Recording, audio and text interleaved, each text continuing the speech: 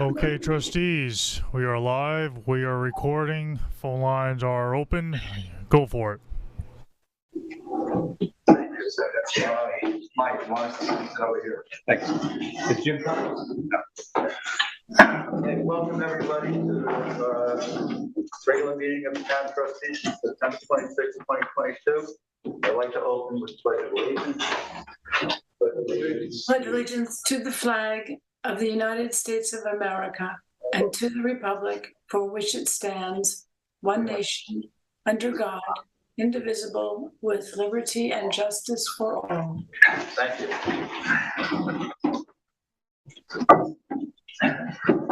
Allison, could you do roll call, please? Surely. Francis Bob. Here. John Aldred. Here. David Cataletto. Here. Ben Dollinger. Here. Jim Grimes. Tim Garneau. Here. Bill Taylor. Here. Susan McGraw-Keever. Here. I don't think I missed anyone, did Did you call me? I? Mike Martinson. I'm so sorry. I did miss somebody. Sorry, guys.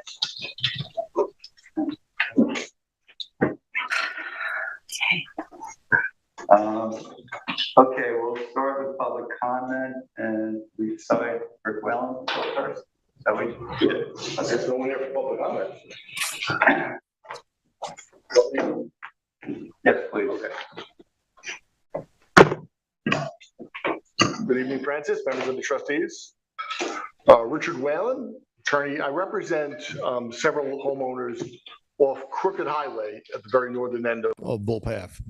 The purpose of being here, and I have written a letter to the trustees, is the section of road in question, and I'll come back to where Crooked Highway is, about 1,000 feet long. It's used for access to, I think, 6 or 7 homes, and it's not being maintained. I have some photos which maybe we'll show you that show some of the potholes, but there's no one's in charge of it. The trustees don't have a highway department, and so what my clients would like to see done is they'd like the town to do a road improvement district and improve it. They would be taxed for the improvements, and thereafter it would become a town road. So just to clarify here, and I don't know if you want to do you have that map, Allison? There's a Crooked Highway is a road that lives up to its name. Let me see, you'll see part of it on the map once it gets up there. So the orange is the section of Crooked Highway we're talking about. I guess I can't really walk over there, but the blue road is Bull Path. So Bull Path runs into Swamp Road, a little bit east of Swamp Road. You see Crooked Highway, the orange part. Now I'm going to walk over there and point. I won't talk until I get back, but let me just point here.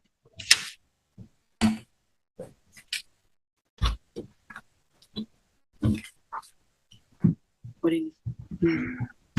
So to the east and southeast of the orange line, the end of the orange line, that becomes private common driveways that turn up to the north. But to the east of there, and then crossing Bull Path, and then running south for quite a ways all the way over to Two Holes of Water Road, is more of Crooked Highway. Most of Crooked Highway is an unopened right-of-way. It's all owned by the trustees. I say it's all owned by the trustees, and I'm going to point something out to you. The section here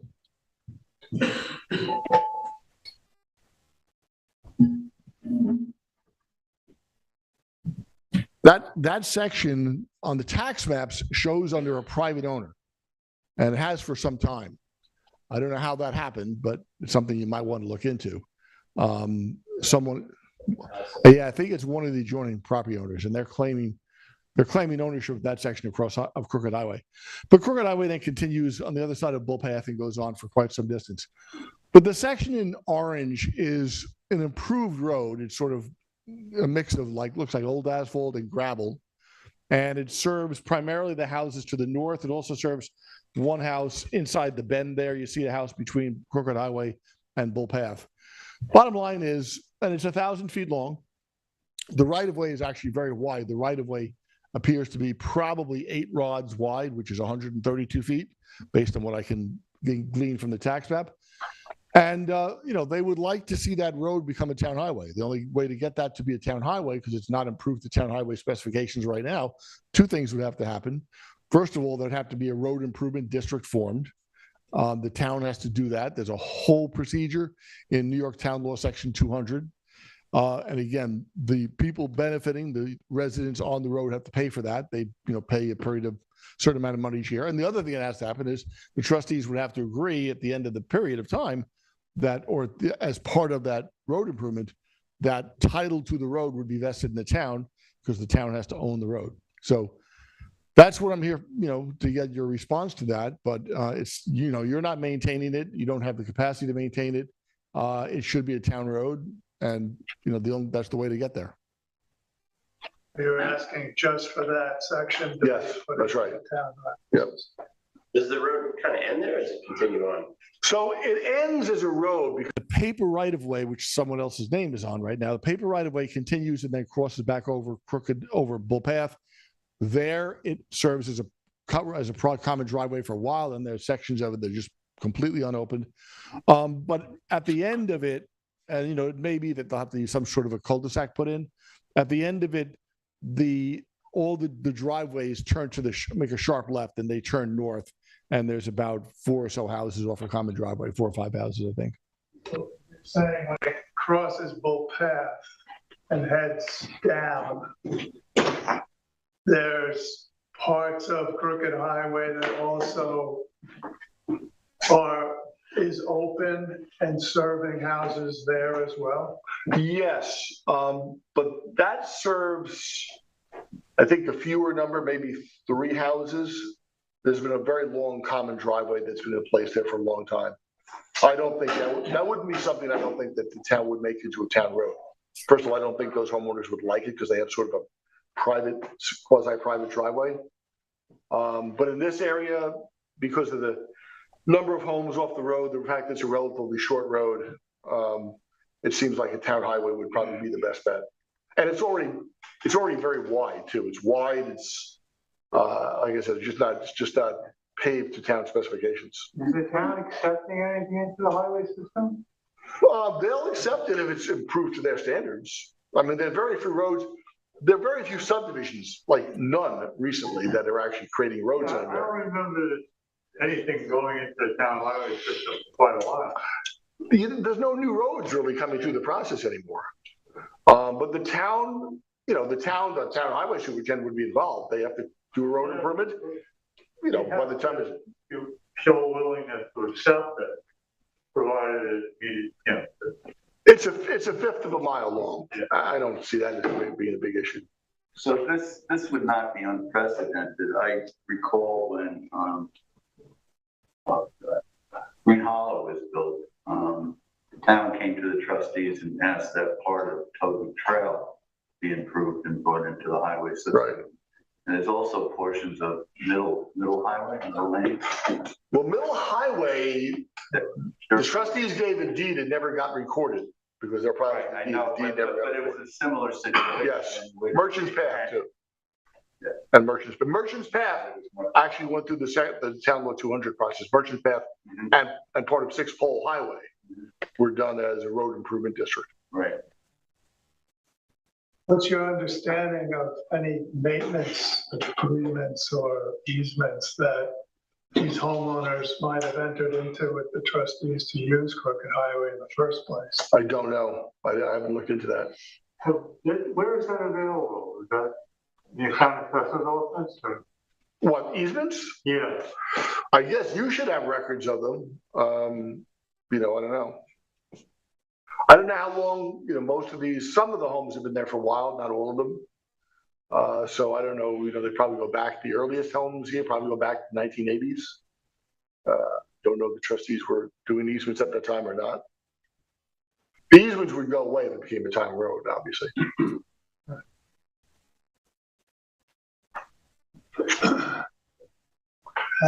Do you know if these homeowners or any one or some of them have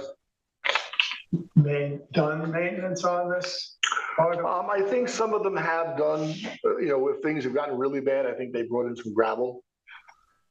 But there's no systematized way to do that. And, the burden might fall entirely on one person or 2 people. Would it be paved? What's that? Do they want to pave? Well, it would be paved. To be a town road, it would have to be asphalt, yeah. and drainage and stuff like that. There's no road drain, there's no drainage there.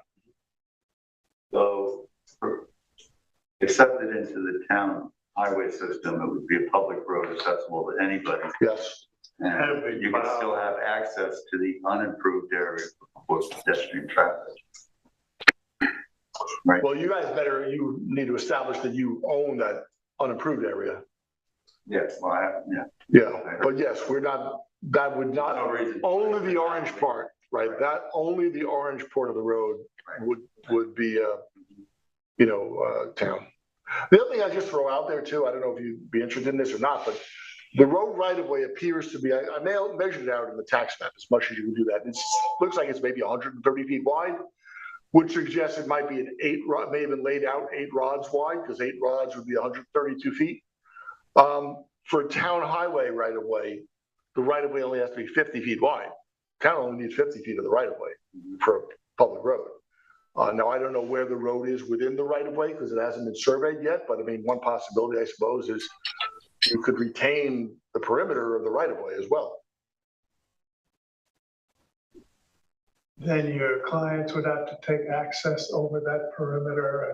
No. In other words, the sides of the road, if you wanted to still have trustee interest in there, the town would have a right of way a road through your right of way, if you will. Hybrid. Yeah. So I basically want to find out if the trust is something you'd be willing to do. If you would consider it, then we have to file a petition under Town Law 200 with the town board, asking them to make this a town highway. But at the end of the day, they need a dedication of a strip of land at least 50 feet wide, and you're the owners. Is it just one single access point for all 6 or 7 homeowners to the north? Is it that goes over into the trustee road? So everything we're looking at to the north is just one access? Yeah. Common driveway here, I think, and here. So 2 driveways go off. And this person has, they might want to both have to, but they have a road, they have a driveway also connecting to the Crooked Highway. What's the status of the undeveloped land of?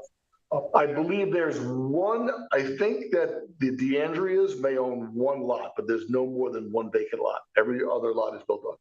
Who owns, so there's nothing unowned of. I think I have to check that. Suffolk County GIS is down, of course, because the county is down. But I think that it might be Dennis DeAndrea owns the 1 vacant lot. And that everything else is built on. Between the Swamp Road text and the corner of the orange. What's up there?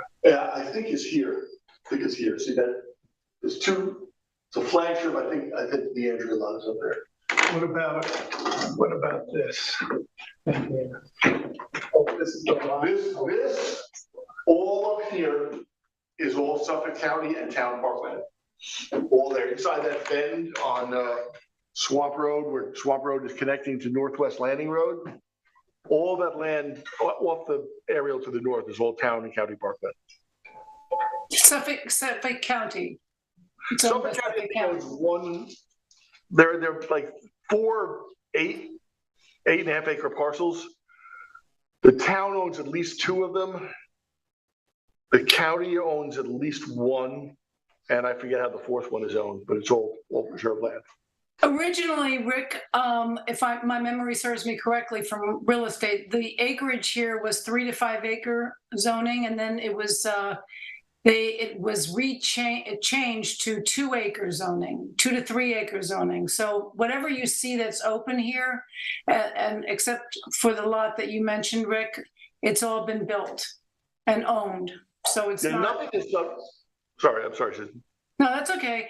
So there's really no vacant lots in here for anything more building to go on, except for perhaps the lot that you mentioned that you said DeAndrea owned.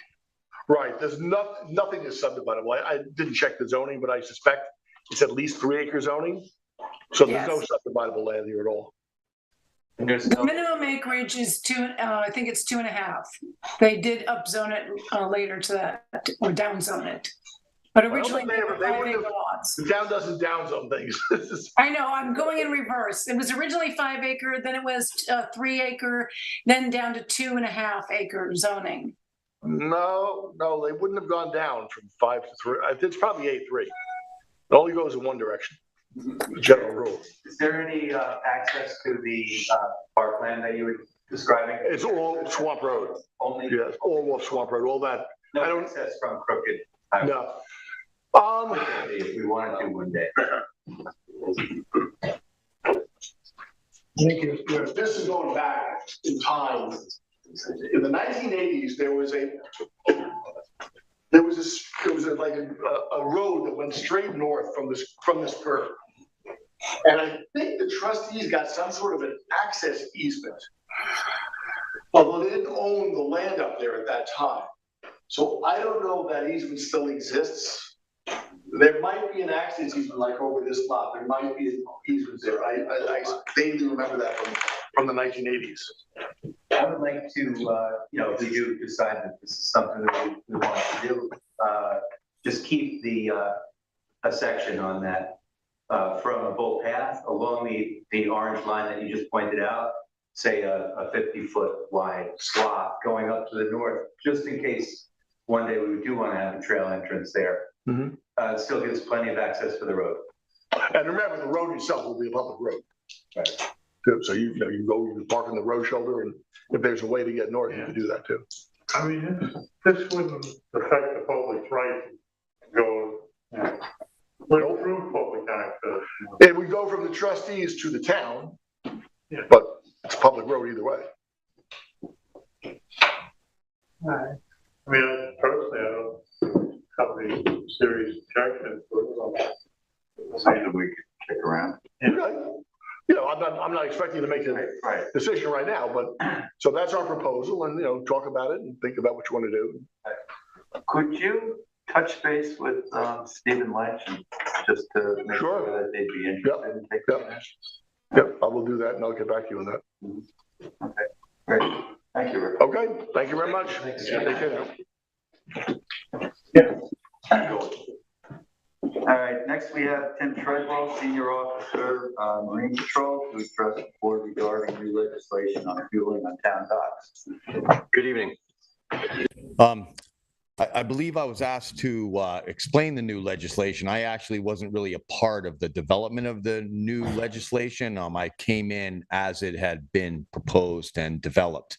I don't know how familiar you are with it.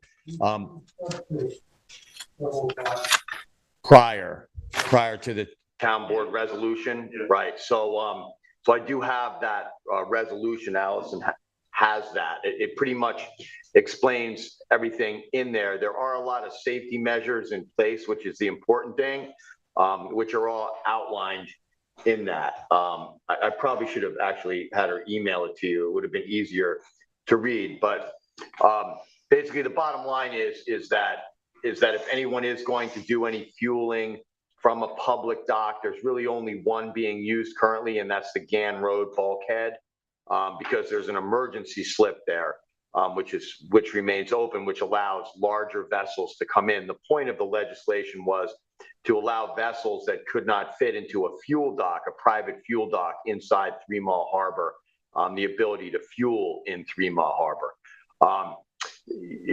Honestly, there are some vessels that come out of Montauk and pull into 3 Mile Harbor to fuel, and those vessels could likely fit into a fuel dock in Montauk. But the point wasn't, it was the intent was certainly not to take business away from the marinas that have fuel docks and spend a lot of money on their fuel docks and have a lot of expenses involved in complying with the regulations selling fuel. So there's a difference between what the fuel trucks are getting and what the marines are getting? Yes, it's cheaper. What's interesting is this is the first year that I kept track of how many boats actually fueled, and it was really two fuel businesses involved, really only two, and it was pretty much 13 boats. One did 7 boats and one did 6. Most of those boats were either out of Sag Harbor or maybe there were a couple from Montauk. There were some boats that were transiting the area that came in. So both the fuel providers as well as the facility has safety equipment, has a certain amount of boom. That's all in here. If you scroll down, Allison, it sort of gets into the meat of it down there where it talks about what requirements. I don't know that you need me to go over all of them. It's further down. Are you aware of the differences between the old form of legislation and the new? Oh, that's an excellent question. So there really wasn't, that's why this was created, because it was, my understanding was it was a gray area. There was fueling going on, but there weren't any real restrictions. There weren't any real, parameters. There weren't as many safety parameters established. So the point was to make it lawful and safer. Yeah, I think there was some change in some ownership to the fuel company. I think they had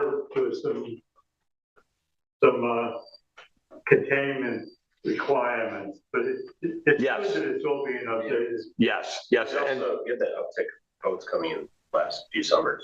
Right? correct. And road. And then we had that one spill. Correct. That was a local boat in 3 Mile Harbor. Yeah, that boat, for some reason, we actually suspect that same boat had another fuel spill. There's something about the way they transferred, because they had one actually at a marina they were at. And long story, but that's kind of problematic. That specific vessel. Sorry, what was that, Bill? I said there's humans involved. Yeah. That I mean, the problem, obviously, as you know, we get complaints about sheen in the water fuel spill, and it's very difficult in a lot of situations to identify the source of that. It happens in Montauk way too often, and it's very hard to ID the source. Tim, what docks in 3 Mile Harbor could a fuel truck access and fuel a boat at? Really only Gann Road. Well, public docks, you mean? Public or private? Well, so other marinas, like I believe Seacoast, they do allow, if the truck can reach a boat, so if they can pull into the parking lot and the truck can be fueled from the parking lot, they do allow that.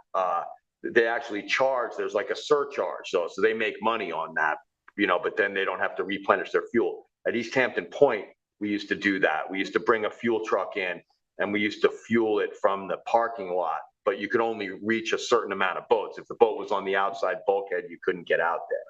So that theoretically could still be going on. Oh yeah, that's still going on. The town actually didn't do anything to prohibit that. It actually says further down what's in there. And there's no additional language in here that would actually, that's the bottom of it. I'm sorry. Make either fuel trucks or the boats they're servicing or the private marinas that they're coming into responsible for the same safety considerations that are on the public dock? Is that true? Well, there should be, certainly. I think that most of the marinas that are engaged in it, certainly, I know of a number of them that have in their contract, that the fuel provider has to have insurance, has to have safety. They have to have the safety equipment as well. Here, it was really just addressing, the town-owned properties there, as you can see, and it's not permitted at the recreational docks. It's basically only permitted at Gann Road. They left one blank in case another spot, they decided there was another spot that was safe to do the fueling. That's the part 2 there reserved. My experience with the sheen creation, and I have witnessed a few creations myself. I bet you have. The way that it occurs is multitasking. We're men, mostly on the water there with the boats. I think if the facility that's providing the fuel were at the nozzle, that wouldn't happen as often. But when you have folks that are regular people handed a nozzle and bring it into their boat to it, and they walk away. They've got something else on their mind. They're distracted by something else. It's not their daily duty. And all of a sudden there's a mess on the deck. What do? Well, stop it. But it's too late. So I think that one answer could be to require that the provider of the fuel operates the nozzle. I believe that in this, that in the town, because I just want to make sure we're talking about the same thing. We're not talking about a commercial fuel dock, right? We're talking about the A truck. town owner, a truck coming. I've never seen that owner not if not pumping it, or I'm sorry, the fuel truck owner as either watching as it's pumped or pumping it himself. I've never seen them walk away. Pardon? He's gotta be there with you. He absolutely is. Yeah. I believe it says that. I believe it is addressed. Can you go up a little, Allison? Well, it says on number I should've- 6 there, tank vehicles should only be operated by designated personnel. Exactly. There it is. There it is. Yes, Trained to yes, handle- yes, So yes. There it is. Yes, is the town asking for comments or?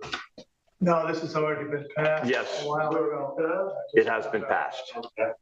So I'm coming into the game kind of late, but I was asked to sort of explain it, or, and certainly, so it is still honestly a work in progress, and next season, we're gonna make sure that each fuel delivery company has a permit specifically to allow them to do this, and there's some talk on whether or not they will, how much they will pay for that permit.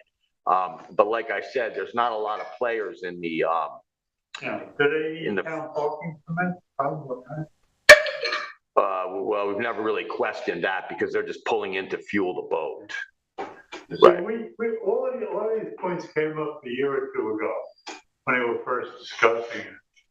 And I think we made our comments known to the town. That makes sense to me. Well, the only thing that, I think I was aware that we were really only talking about town-owned facilities here. But I don't know if we should be thinking about what about in private facilities? And should we ask the town to look at, maybe entering into some legislation, I don't know, rules and regulations or something for fueling anywhere, not necessarily just in town facilities. I don't know if we can even do that, actually. Well, I think, The Coast Guard would probably preempt all that stuff. yeah, or there's other federal agencies like, Basically, it just can't get you out on the water. Doesn't the county regulate the fueling from? correct, like the Department of Weights and Measures also, regulates fueling for someone who has a fuel dock. And they make sure that your pump is, is calibrated properly. I believe it's, and it's also the county that checks to make sure that your system, they check the system to make sure that there's no leaks or, so I believe there's some, in a sense, a higher authority on that already in existence for the, for the operations, for the marinas that have fuel docks. I believe that they have a lot of regulations in place currently. Chris, are you aware of how that would work? I mean, if the county or somebody else regulates fueling at private marinas, I mean, could the town impose any additional rules and regulations or methods of operation? Yeah, I'm sure they could. legislation? Yeah, the town could do that. Yeah, I could see, we've been notified. I mean, previously, weren't they doing this fueling at Fremont Harbor also? Where on 3 Mile Harbor?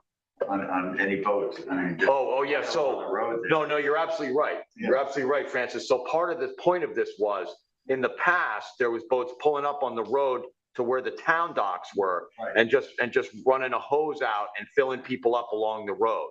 So part of the point of the legislation was to stop that Right. and have one so that it could be monitored more effectively for safety measures. Right. You are absolutely correct. Now it's down to the one location. Not to lose sight of that, right? Now it's down to the one location. That's correct. Yeah. So- Yes, Yeah, the town has the authority to do that. That's a great. correct, They're split. correct, correct. They make it part of the league. correct. And it is. So that practice is no longer allowed. Right. If I'm understanding this correctly, this is going to apply to the Coast Guard in Montauk as well. Because I recall the yachts were pulling up there. Well, that is why they actually left that open, but they didn't put it. They didn't put it down, as you can see there in commercial dock number 2. They were considering, allowing that. Now, some of the commercial fishing boats want to take on fuel themselves that are at those town docks, and I believe that's why it was left blank. To see if they're going to allow that activity. So say one of the draggers that's going to be at the new Star Island, dock when that project is complete, and they want to take on fuel, the fuel truck could come up there and give them fuel. But when this was proposed, that wasn't specified. I believe they were waiting to see also when that project is complete, how easy that would be or difficult it would be to fuel a boat, because there's going to be an elevation change on that dock too. I don't know if that's going to impact the ability for boats to take fuel or not. Are you aware if fuel trucks fuel boats in any other harbors besides 3 Mile and the lake? No, any of our harbors, any of your harbors? I've never seen that. I'd be very surprised. Yeah, because you're talking pretty small boats mostly at the other harbors. Yeah, I've never seen that. Montauk and 3 Mile for sure, though. Yeah. All right. Anybody have any other questions? Yeah. Okay. So you only want to talk about fueling tonight? You don't want to talk about more fun topics like shellfish or? Yes, Tim, we had discussed you coming in earlier this month to talk about the poaching, which is now basically over. But I'd like to talk about that with, and have the public hear your thoughts on how this works, because I did add the information to the website to call the local police department, and then they would notify you about people who are reporting. They can report anonymously the poaching. So if you can address that, and also the fine seems to be nominal. I would love to address that. I would much rather talk about that than marine fueling, in fact. So as you all know, and you've read in the paper, the poaching has been a very large problem this season. It seems to have gotten worse. There's certainly been poaching over the years, as we all know. But particularly Georgia has gotten just overrun with out-of-towners that seem to have some sort of social media connection, like there's some sort of poaching club that they belong to. I'm being a little sarcastic, but it really seems like that they get this information that they can come to Mecox or Georgia, because Southampton has the same problem. And that even so they're well aware of the fact that what they're doing is illegal. People have said, well, we should put signs in different languages. They know that it's illegal, right? I mean, they run from us. They even tried parking inside the Georgia Association, so that because we would be clued or tipped off that they were out at the pond, because there'd be vehicles parked on Beach Lane, that didn't have parking permits. So one of the enforcement tools we would use is we would also issue them parking violations, before we went down to the pond and chased them out of the pond. But anyways, so as of right now, we've actually written so with no shellfish permit, we've written 114 no shellfish permit violations already this year, and 31 undersized, over limit, uncertified, or shellfishing at night, for a total of 145 violations. And it actually isn't over, Susan, because those crabs are still there. So they're still, we still have to, go out there. And then just coincidentally, 75 of those were at Georgia, 43 were at 3 Mile. That's not really an organized group of poachers. That's more just, people that don't have permits that we catch. 16 at Napeague. 12 of those were all in one night where we had a raid. 7 in Accabonac, 2 in Northwest Creek, and 2 in Fresh Pond. believe it or not. But so anyways, what I would very much like the trustees' help with is I want to try to increase the fine for this poaching activity. Now, maybe we don't increase it just for no shellfish permit, but maybe there's a section like, and I couldn't probably be called this, but aggravated poaching, right? Where individuals are taking, say, more than 100 over limit or more than 50 over limit, could be aggravated. So when we get these big groups, because the problem is they're selling these blue claw crabs, that they're taking from Georgia, and they're making way more money on this than these fines, even if they come back and pay these fines, which, it remains to be seen how many of them are actually repaying these fines. So I want to propose this, and if I had the backing of the trustees, proposing an increase in the fine schedule for, I have to come up with a better name for it perhaps than aggravated poaching, but that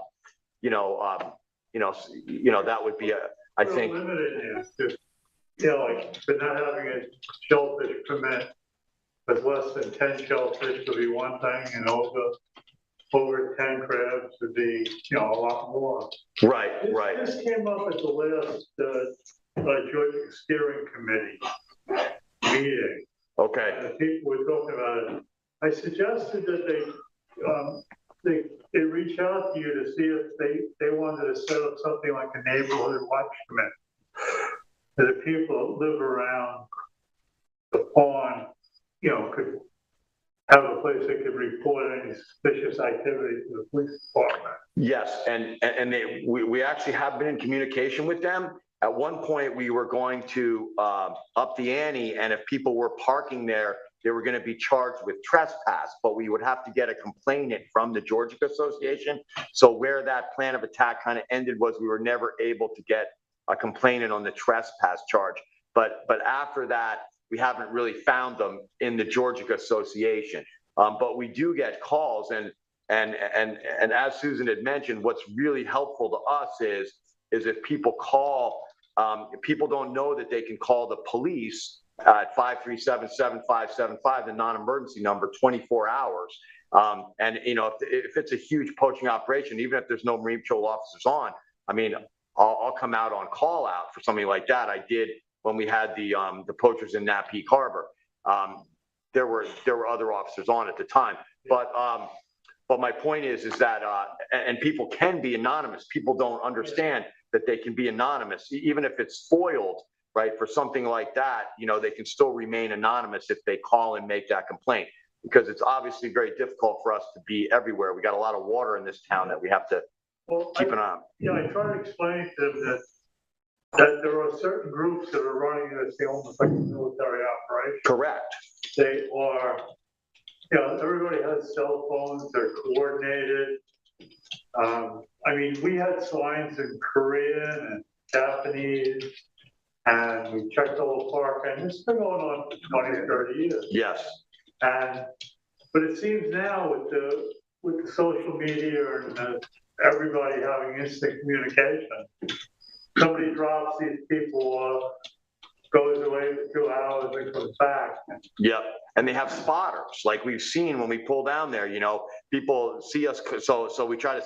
So sometimes we come through the village, and try to sneak around because they have spotters at the end of Beach Lane. And at one point there was a few people going in from the road access off of 27 there, where that little turnaround is. Going in that way. But they were easy to apprehend because there's.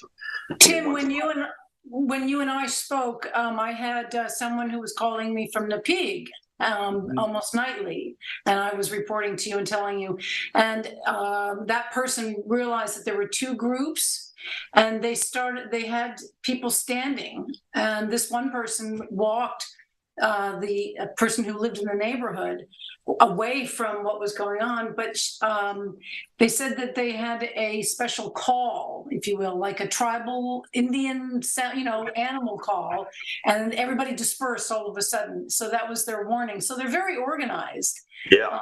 And they were there every night for a few weeks, and literally I was told that they had like 10 buckets of just, they would just walk in and scoop up with their hands because it was low tide.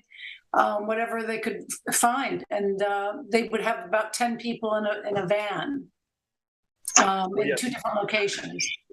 There's been two occasions where I was out there, and at one point there was a dozen individuals, at least. There was a dozen, and they had parked their vehicles. This was in Napeague Harbor. They'd parked their vehicles in different spots. So when we showed up, they fled to their different vehicles, so we couldn't box in all of their vehicles. So, the first officer on scene that found them boxed in one vehicle, and we got 4 of them. A lot of them left their stuff floating. I put on my waders and went out there and pulled it in, and they were just taking everything off the bottom that they could find. Whereas the group that's been poaching at Georgia is just taking blue claw crabs.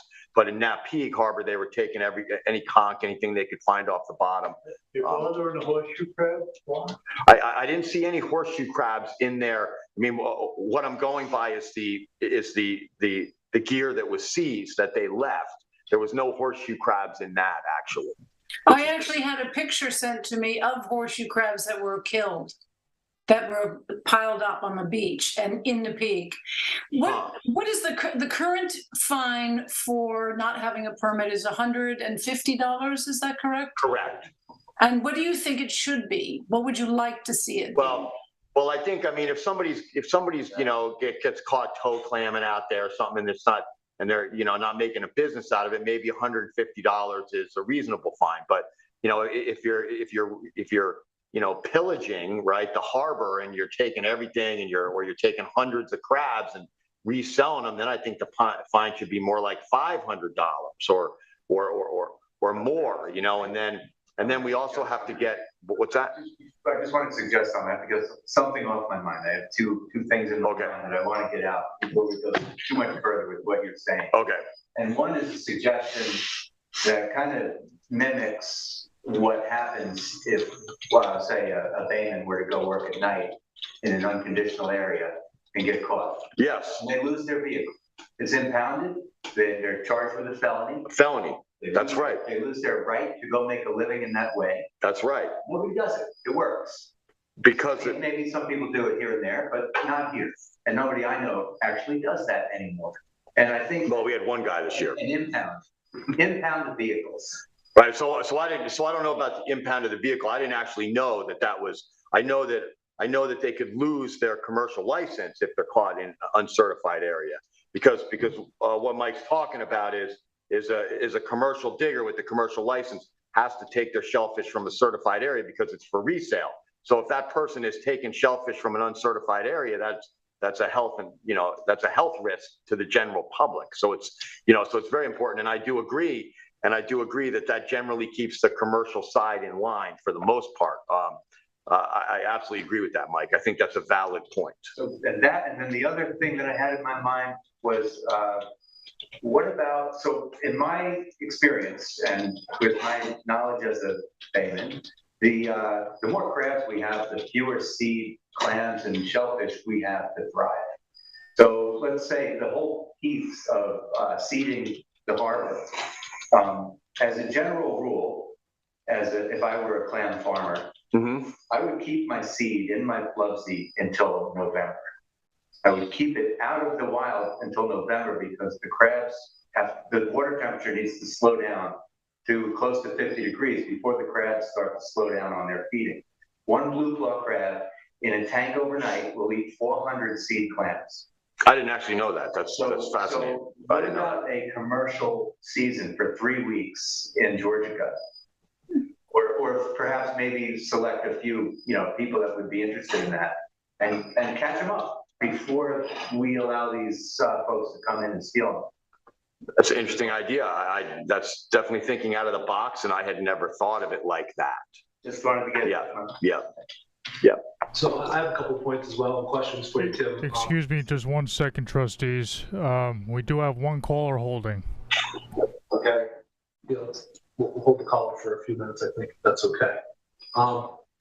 Tim, have you had any traction as far as targeting these organized poachers with issuing them summonses, getting their IDs and licenses, and they're going to be coming in front of the court system here in the coming weeks? Have you had any traction with that thus far? here and there. Part of the problem that we encounter is say for instance that in Nat Peak, say we had those 4 individuals, one of them came back on file with an ID. So they all were issued summonses. What happens is some of those summonses, we call them ghost summonses. So I don't actually know, if those people, went to court.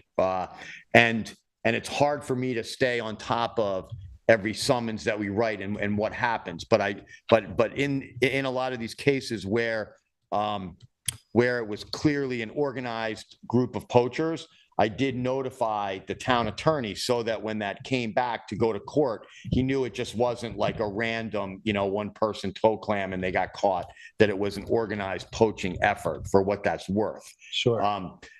So to answer your question, one person, really. We've only gotten one out of those 4. Yeah, that's the problem.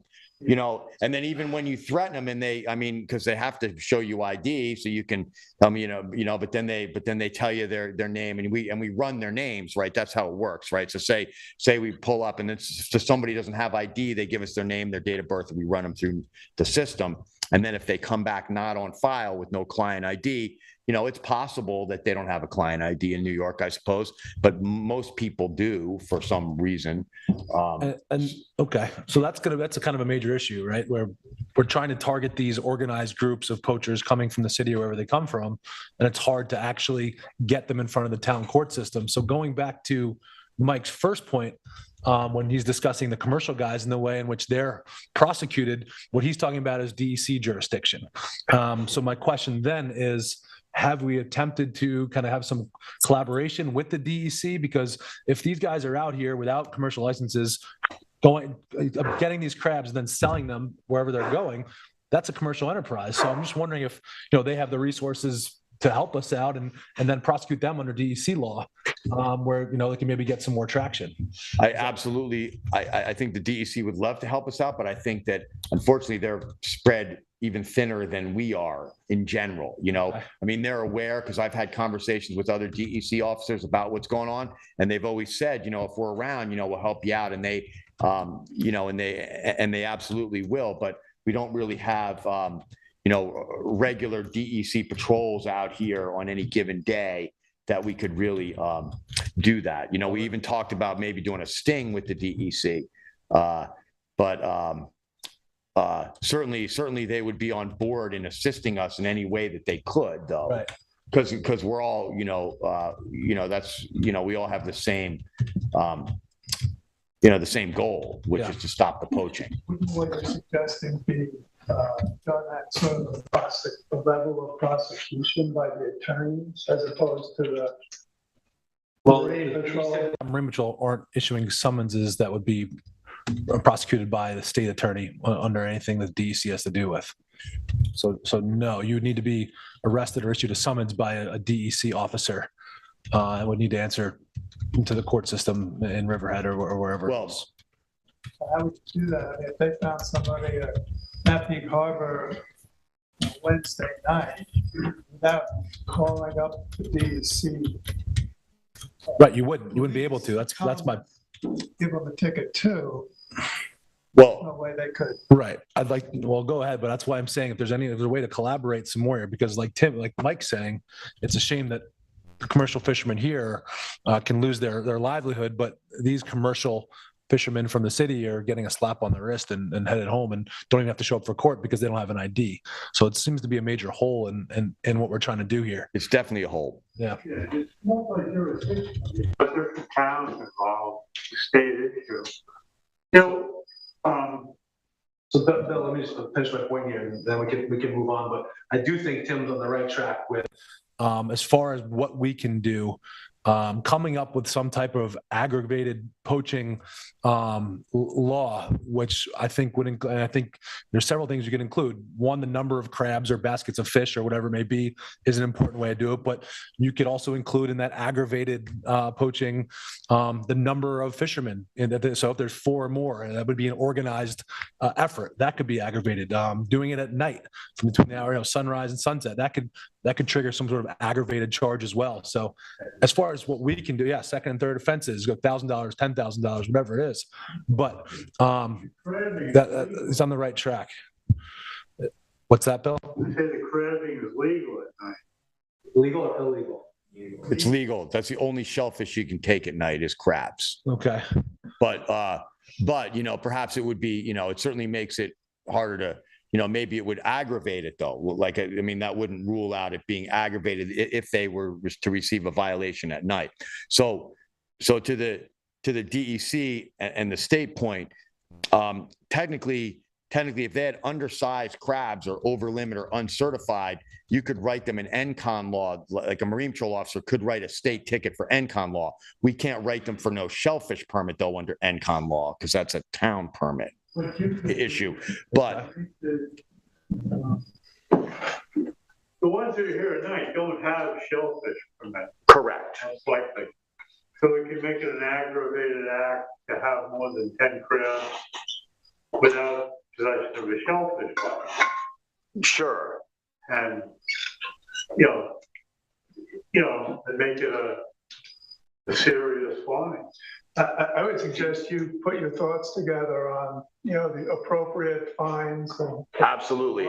And I will get back to you on that if you like, or I'll email you and you can bring it up at another meeting. To your point on the NCON law and the town license. Yep. In order for me to land a commercial blue claw crab, I have to have my blue claw, my crab license from the state. I do have a DEC issued commercial crab license. And without that, I think you could probably use, an NCON violation for somebody without a state crab permit. I don't. I think you can if you're recreationally fishing for blue claw crab. But these guys aren't. Right. Well, see, they're going to claim they are though. See, that's the problem. They're not. We don't know. We don't have proof, that they're reselling these crabs. We believe that, but I see exactly what you're saying. I'd have to look into that. My understanding always was for all the tickets we write for no shellfish permit, that I can only write that under the town code because it's obviously the town permit. But with your commercial crab license, you still need a town permit to take crabs in the town, right? Right. Just like for scallops and everything else, right? So I don't know that I could write them NCON law for no commercial permit unless they actually were proven to be commercial. But that's something to think about though, Mike. No, thank you. I think it's even more important that if you are going to try to put together some sort of sting operation, that there was cooperation with the DEC and maybe tailing the van back to wherever it is that they're selling, whatever it may be, to get these guys. Because if we only have one summons issued with somebody that actually came up with an ID, that's not much of a deterrent to these groups every summer. That's something we can consider. I mean, that would be a real deterrent. For sure. If on their vehicle, that word's going to get on there pretty quickly. Right. Well, that also sort of would lead me to my next point, which is off the shellfish subject, but also related to your business. So currently, an unlawfully moored or anchored vessel, right, in trustee waters or on trustee bottom, the town code does not give the Marine Patrol the ability to impound that vessel unless it's a menace to navigation, unseaworthy, sinks, grounds, or otherwise becomes disabled, right? So I believe that with your support, I'd like to change the town code to allow us to do that for someone who has kept the vessel. I mean, you could put a name on this clause and we all know whose name it would be, right? Because there's an individual currently that has been told over and over again and issued numerous summonses for no mooring permit and failure to abide by a harbor master directive, but the vessels still remain unlawfully moored. So the town code actually does give us the ability to impound a mooring, but not the vessel. If it's an unlawful mooring, right, we can impound that, but we can't impound the vessel. So something to think about. If I have your backing on that, when I bring that to the town board, that would be also appreciated, because it's been a problem along with the definition that I discussed the last time I was here of a mooring. you know, that I want to change that to include all manner of ground tackle, so that because people claim that they're anchored, and because the town board or the town code gives them the right to anchor for 72 hours. Right, so they claim they're anchored, and then they're moving their anchor a couple inches, right, every 72 hours. So it's a flaw in the code, in my opinion, that would be better rectified. Tim, Yeah. just as an aside, when I called you this week and sent you a picture of that little sailboat, did we ever figure out who owns the boat? Yes. Yes, another harbor master handled that, so I'm not sure exactly who that individual was, but we just had to match that boat with the permits on file, so we were able to identify the owner. Okay. Yeah. It was a nice save because it was almost going under. Thank you. Full of water. You're welcome. I strongly feel that we could come up with some language that would target these organized groups and some sort of aggravated unlicensed taking of shellfish in town waters that would include all the different things they're doing, whether it be the use of spotters, the use of multiple vehicles, groups of 4 or 5 or 6 or more targeting fish. And there's a number of ways we can do this. It's just a matter of ultimately pinning them down and you know, and getting an issue summonses to people that actually have IDs on them. So I think we're on the right track here. I'm happy to work with you on that. But I would much appreciate that. If you want to help me with the language, you know, that would be great. It's a good idea. Yes. Show their ID in town. Right. Well, they would. Right. They would. You know, I mean, obviously, if we get the vehicle, we usually get an ID. So like I said, with those 4 individuals, we had one vehicle. That's the person we got the ID from. It's no surprise, right? That's, you know, that's usually the way it works. Yeah. One second. Absolutely. Okay. Matt, you have Sarah Davison on the line? Yes, that's who's holding. Can you let her through, please? Okay, we are going to unmute last 4 digits of 9034. Yes, hello everybody. This is Sarah Davison of the Friends of Georgia Capon Foundation. I've been listening in on the discussion. And first of all, I want to thank Tim Treadwell and his team for all the great work they did this summer and all those summonses. It's really quite staggering how many arrests, citations you made. I think everybody's on the right track here, that we need to start really thinking out of the box and trying some new approaches, because the situation has truly gotten out of hand.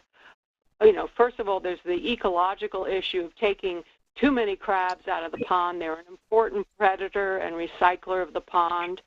There's the disturbance of the peace by all this harvesting at night, and you know, interfering with local enjoyment of the pond. One of the things I hear the most is how much children enjoy the experience of crabbing at the pond, and day and night there are rogue commercial people there taking up the places and the crabs that local people with permits, with licenses would be taking.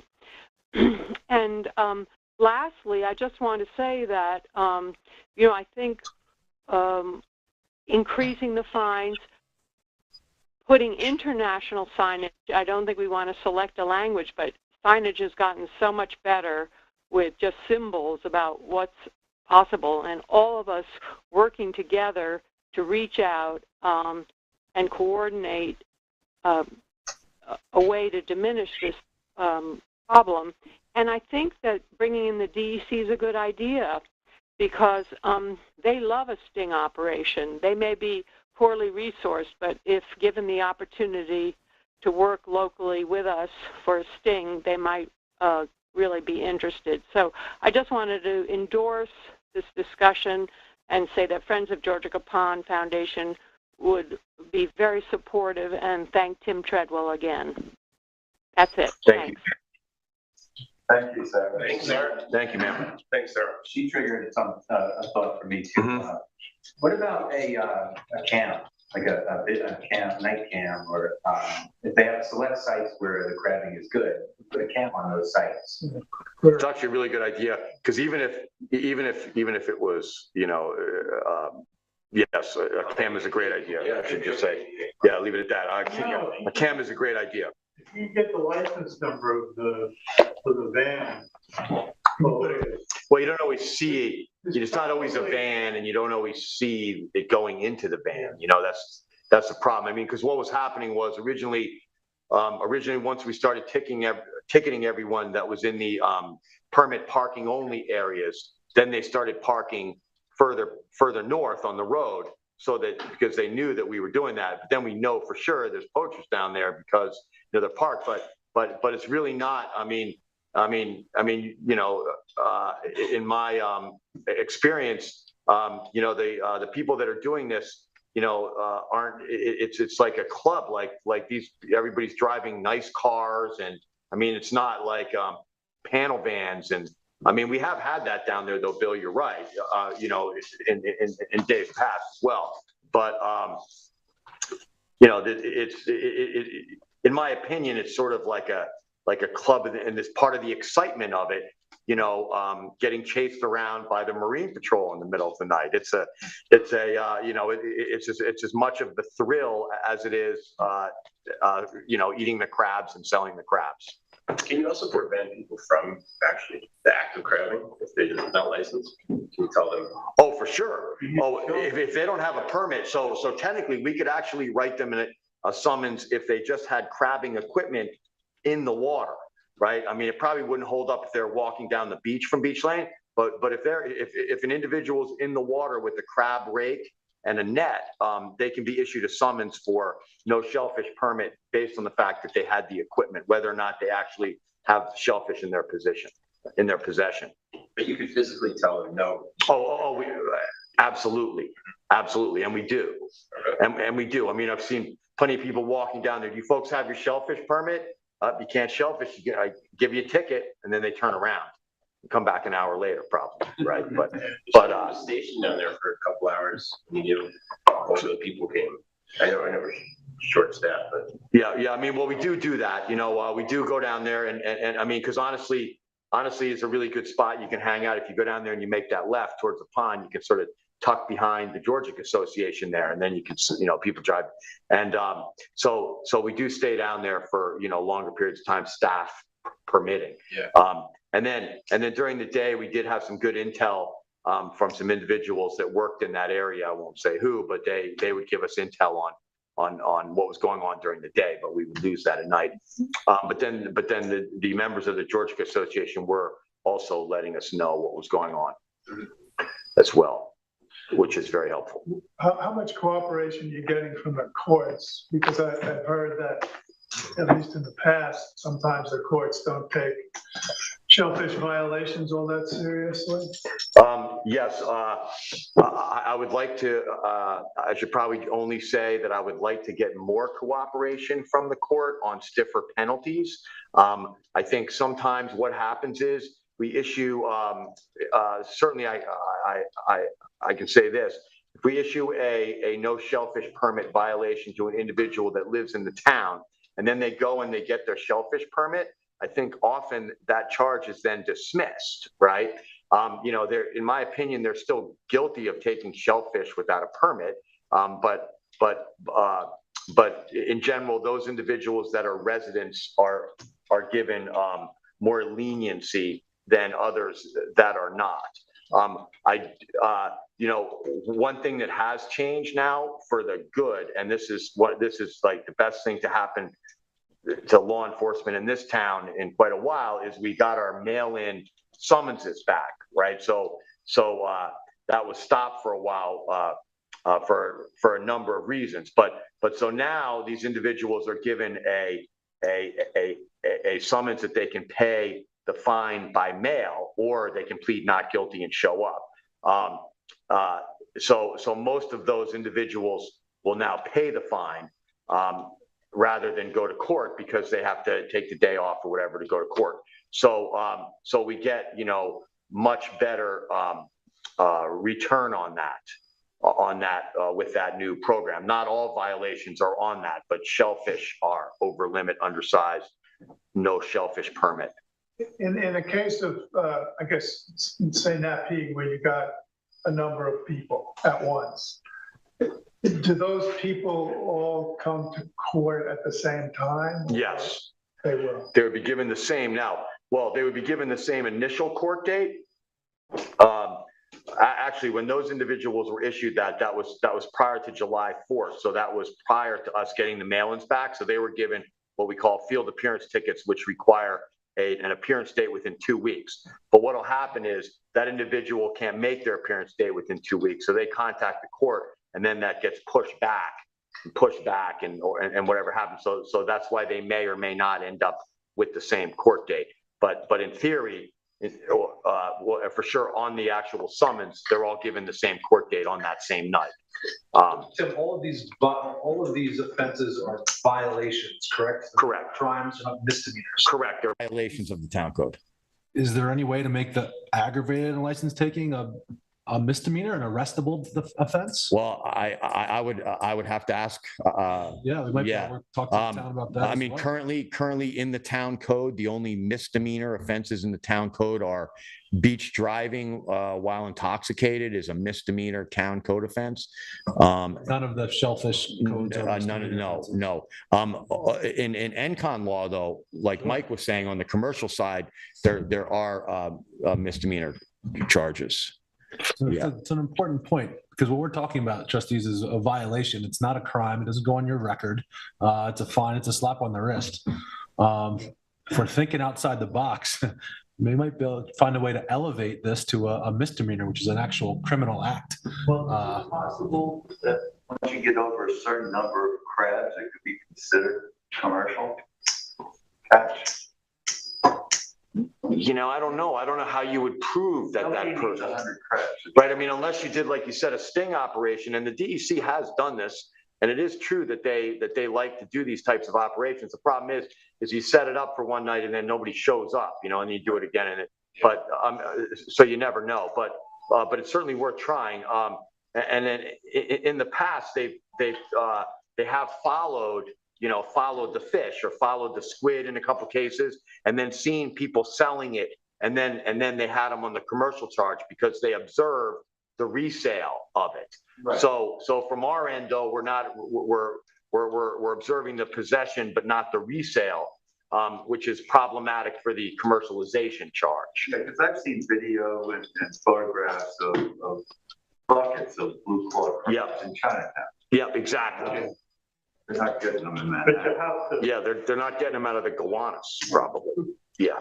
Goannas might be. Maybe. We should look into. We should think about that. There might be some places we're doing some nighttime camp or putting some stuff like that. Yes.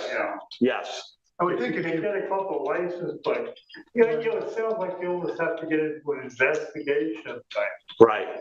Yeah, but it's becoming a big enough problem. We should maybe look at it that way. Right, and I mean, part of the problem is because it's a violation, right?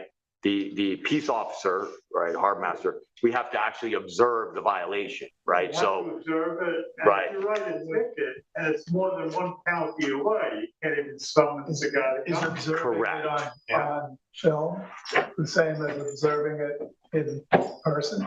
I'd have to look into that. I don't think so.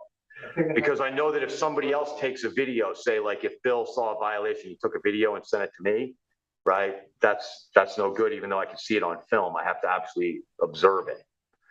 I know that. Wow. That makes it much more difficult. Yes, it does. I mean, if you actually have to be there and see it happen. So if someone is at a location and they call the police up, unless you are there witnessing this, you cannot apprehend them. Correct. So say if we got a video of somebody driving on the beach without a permit, we have the plate and everything like that, and if we saw the person, driving by in the video, we actually would have to observe the violation. We can't write the summons based on video evidence like that for a violation. If it was a misdemeanor, then you could take a supporting deposition from the individual that observed it, and you could, and you could bring the charges that way. But for a violation, unfortunately, you'd have to get affidavits. Exactly, which you don't do for a violation, right? So it Right. seems to me as though we have to elevate this to a misdemeanor in order to be really effective. I think we should get some creative thinking going. Well, I think certainly that if we had an aggravated poaching charge, that would be a good start. I don't know if it would be possible to make it a misdemeanor. I don't think, because if you look at DEC, sorry.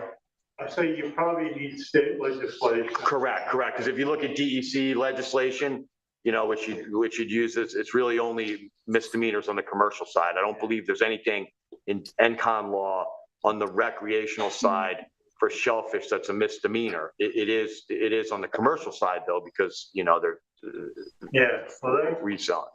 A long time ago they were telling us that one of the reasons we didn't have a big poaching problem is all waters are so clean. People who are illegally taking clams would go to someplace like Jamaica Bay, where the water is so bad that the clams thrive and nobody takes them. And it's worth their while. When you have waters that are constantly being clammed, you don't get this huge pile of shellfish, that somebody can sneak in the middle of the night. It's true. That's why, obviously, when our uncertified areas reopen, they're full of clams, absolutely. Tim, do you have to actually physically see a sale transaction in order for you to give them a ticket, a commercial fisherman, for a misdemeanor? Do you actually have to see a sale transaction occurring? Well, so if the person had a commercial permit to begin with, and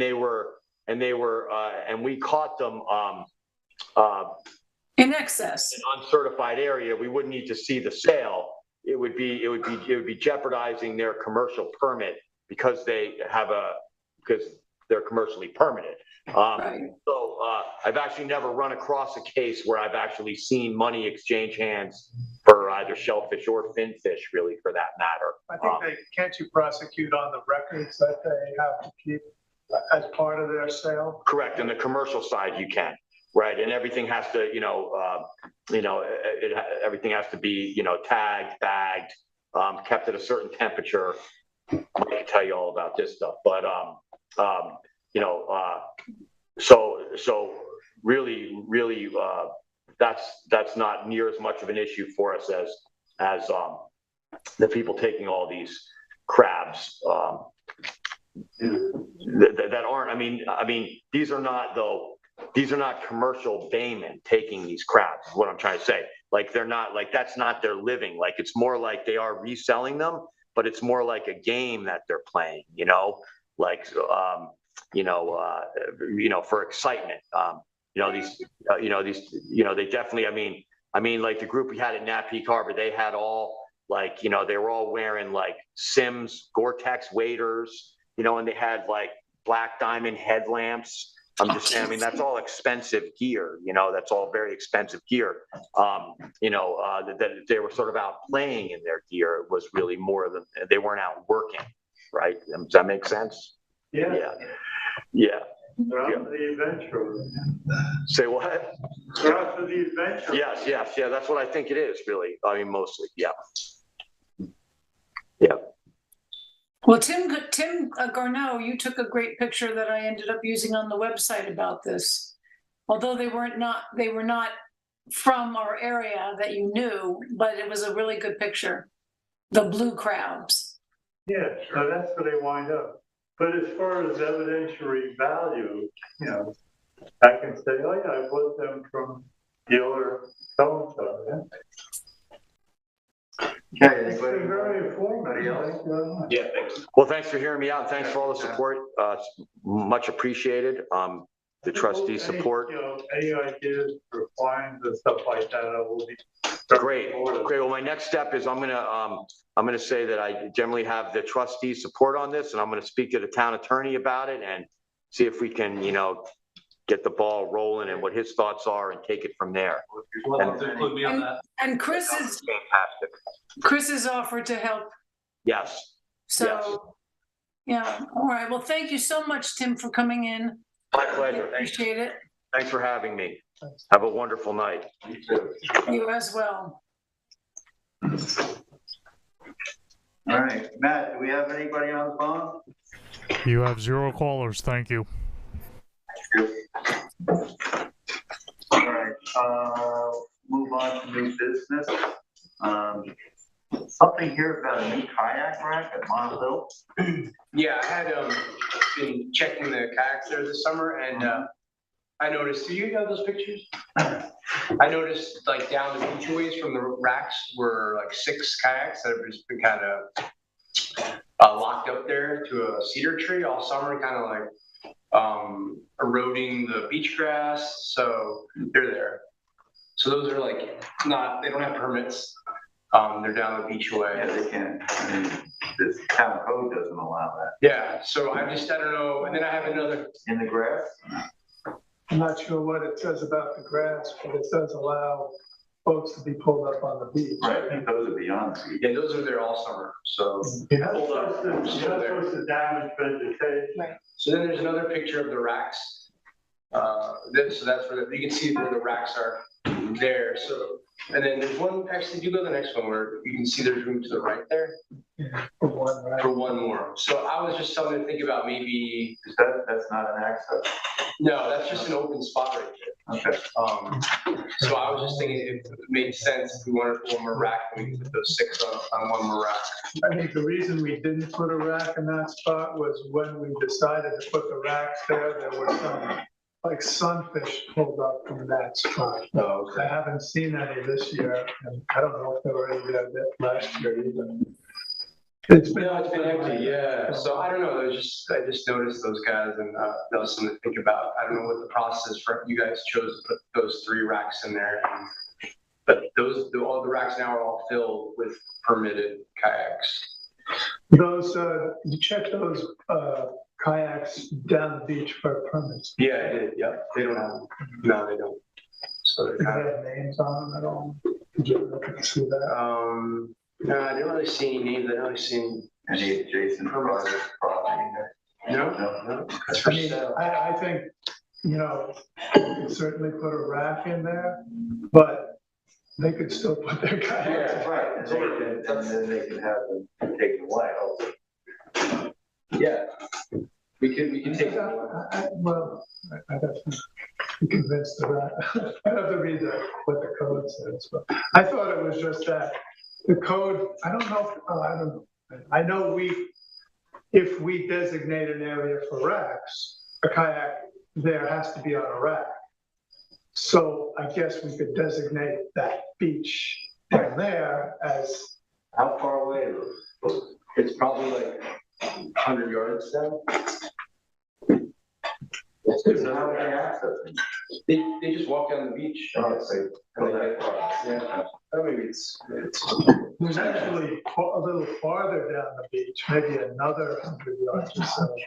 There's a kind of a sandy area that goes up almost to the upland that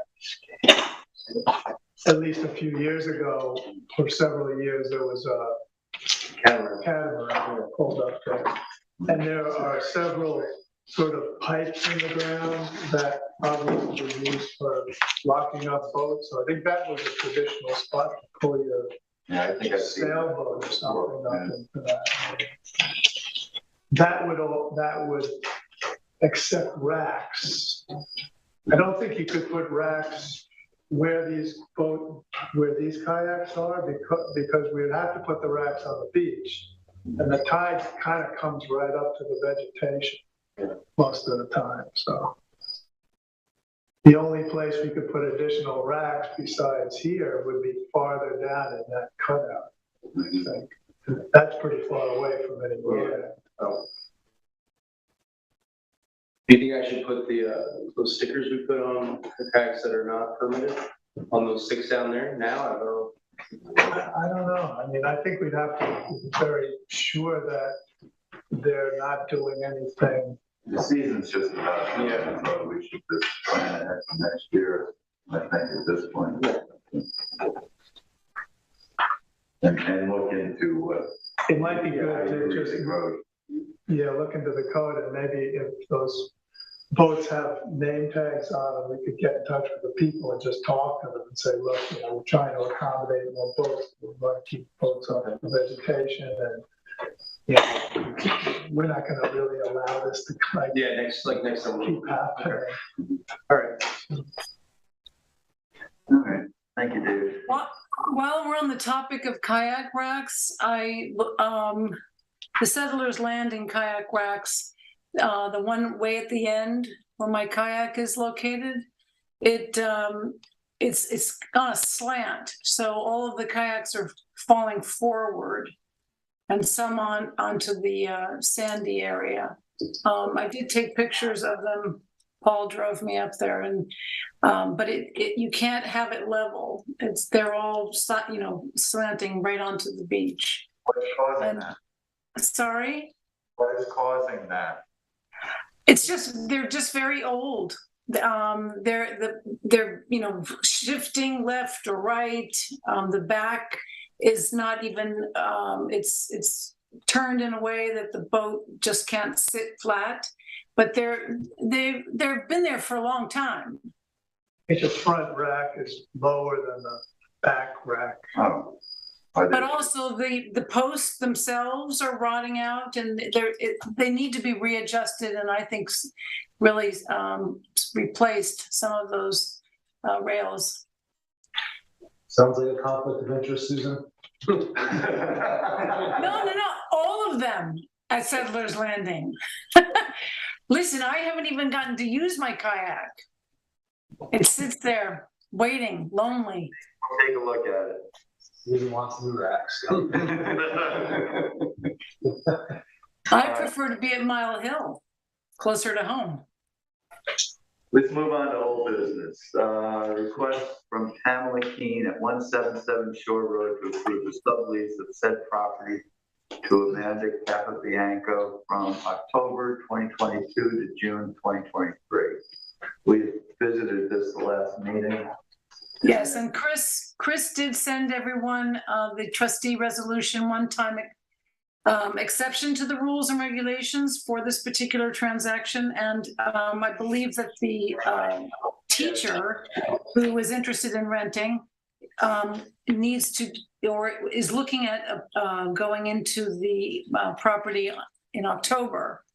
So Chris wrote up a whole resolution. I emailed it earlier today for you to review if in case you had missed it. And then also Allison printed out copies of it, and it's in your folder. Does everybody get a look at that? Yeah. Any objection? No. No, so I'd like to make a motion, if everybody is in agreement, when we vote on it, to accept this one-time exception to the rules and regulations for this particular sublease. I think somebody should read the resolutions. What the resolution's for, to be read and voted on. You want to read it? All right. Go ahead.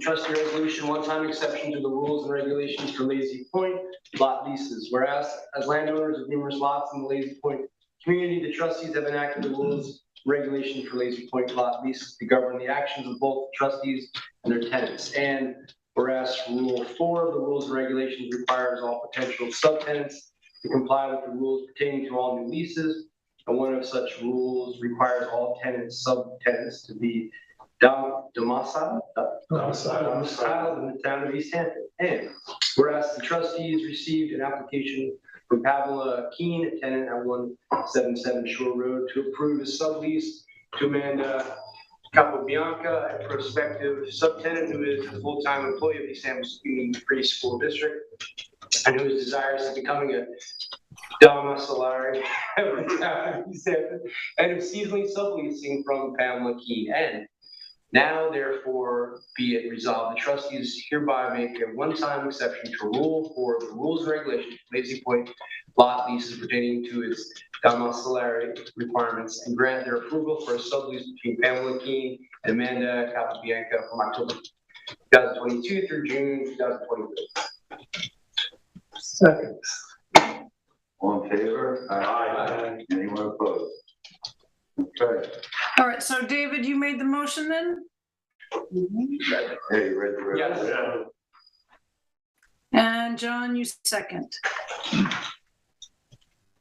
Okay, excellent. Committee report, water quality technical advisory committee. That's you, John? So last meeting, I went over the list of applications for the round 2 for CPF grants for water quality part of the CPF fund. And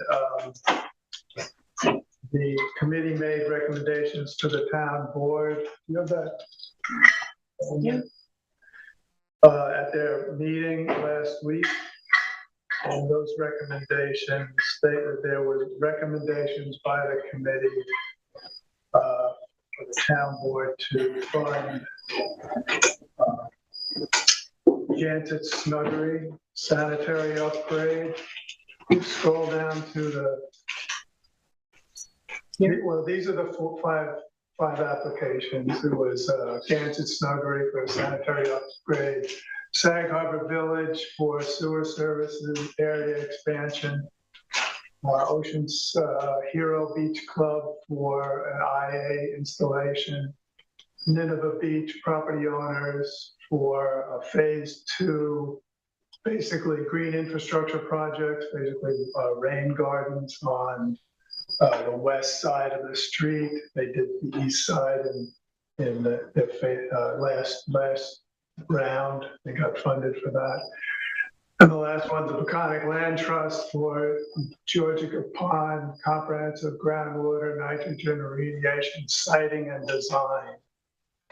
So the recommendations to the town board from the committee were for the Jantet Snuggery for that amount of $23,750 and Sag Harbor Village for $1,002,523 for a total of $1,026,273.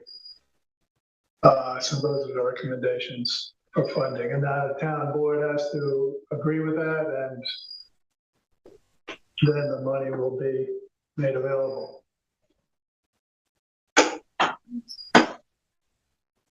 So that's it. That's it? Thank you. So the other applicants didn't receive any funding? No, the town board has, they were, the recommendations from the committee were just for those 2 projects. Okay. And not some of those projects, one was ineligible, and the other 2, there were just some questions that the committee had, and they're not necessarily,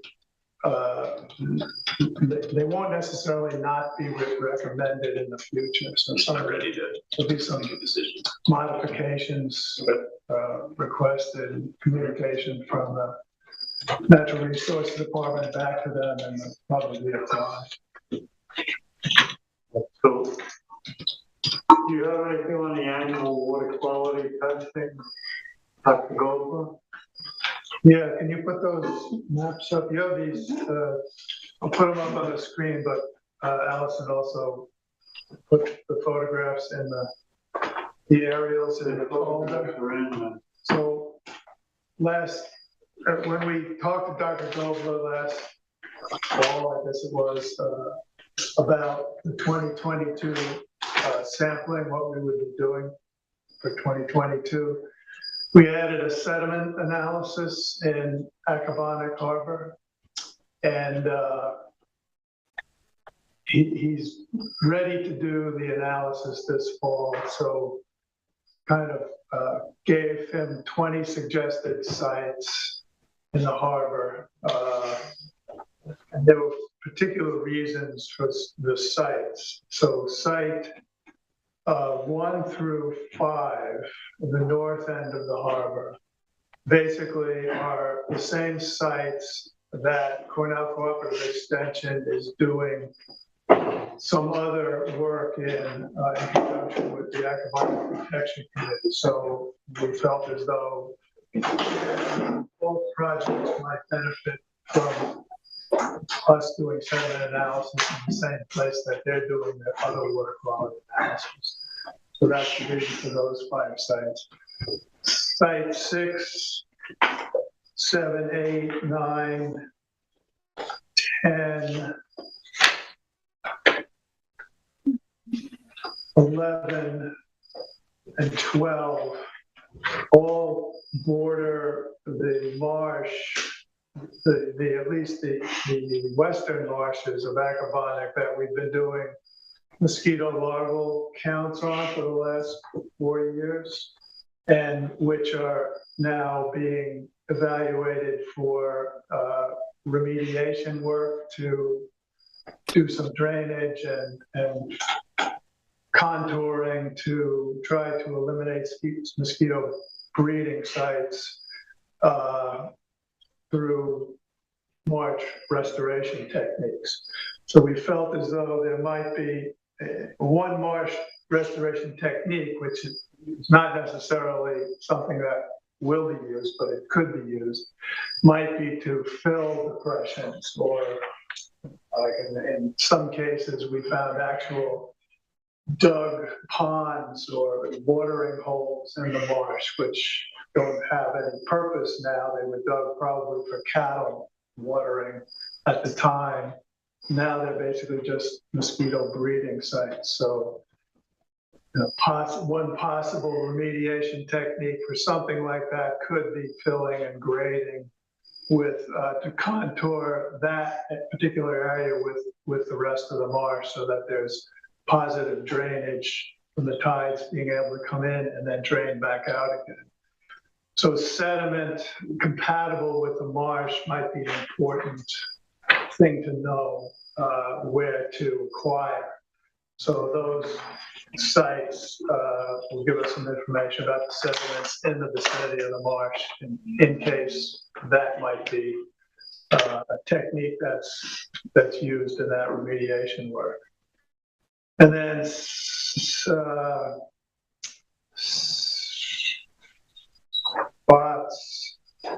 5,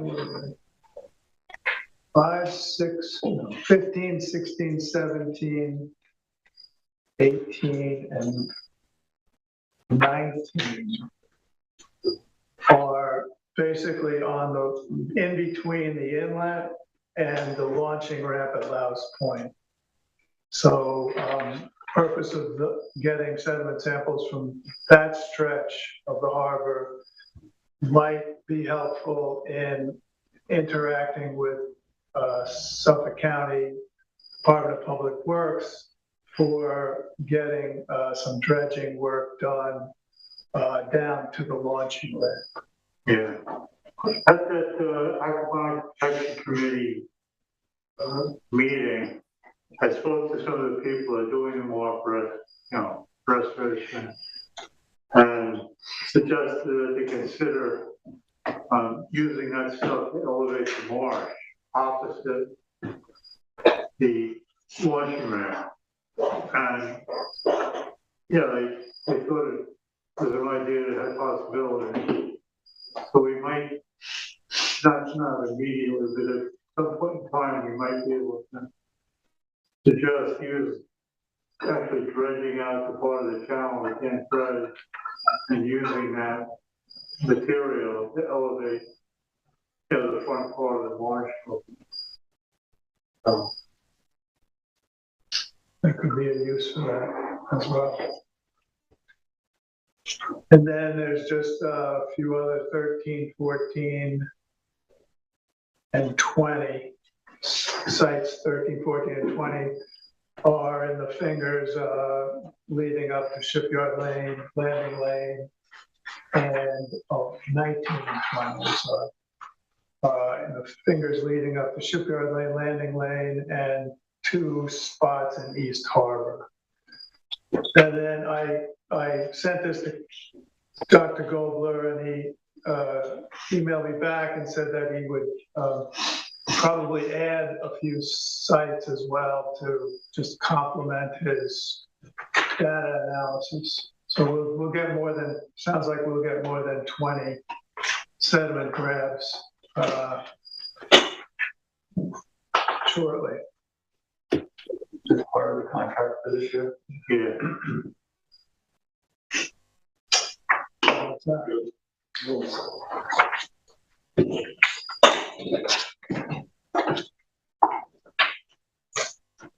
Thank you, John.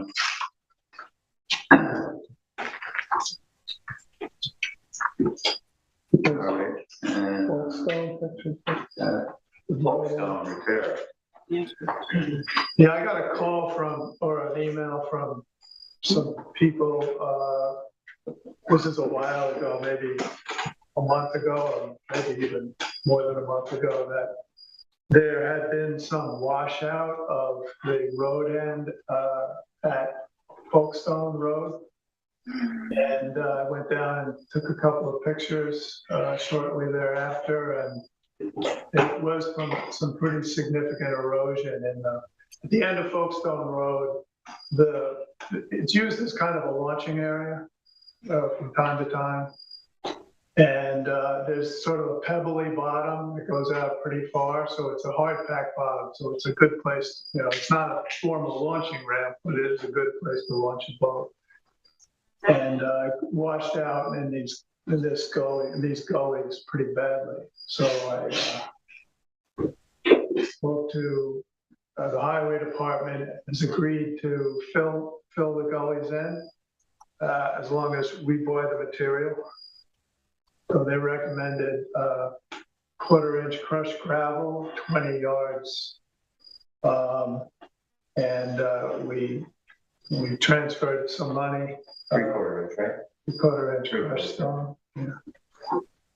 Transferred some money, and there's a purchase order that's being drawn up and delivered to the trustees tomorrow, I believe, for this, to purchase 20 yards of gravel. And the highway department will spread it off the road end. So I don't do it. Should I make a motion to make that expenditure, Francis? It turned out to be a little more than the $500. Well, it's all within the town's budget. That's right. Funding, so I'm not sure we really have to. I mean, we can, like.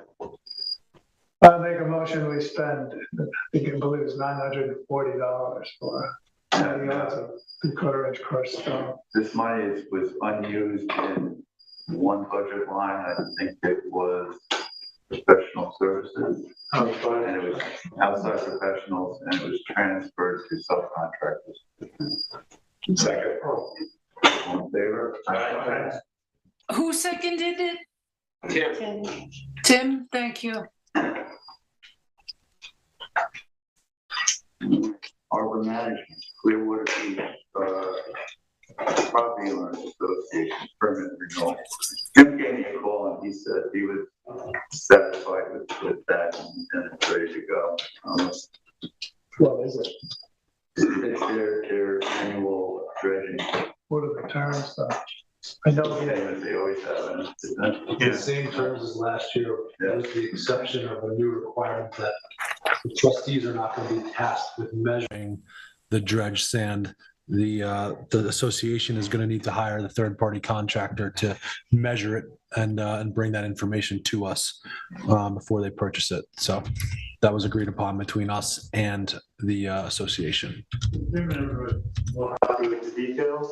Yes. What happened last year was we measured. Dar did a measurement. I think John did a measurement. They did a measurement. Nothing added up, and it was all of a sudden it was an issue as to what the measurement was. So that sort of clears up that whole problem. That's several years. Yeah. So Jim has spoken to them, and they have agreed. Yeah. I've opened those emails as well. So we're all set on this permit renewal. I'll make a motion for the permit terms. Second. All in favor? Aye. Anyone opposed? Okay. And once again, I have to ask you, who seconded the motion? Sorry? Ben. Ben, thank you, Ben. Thank you, everyone.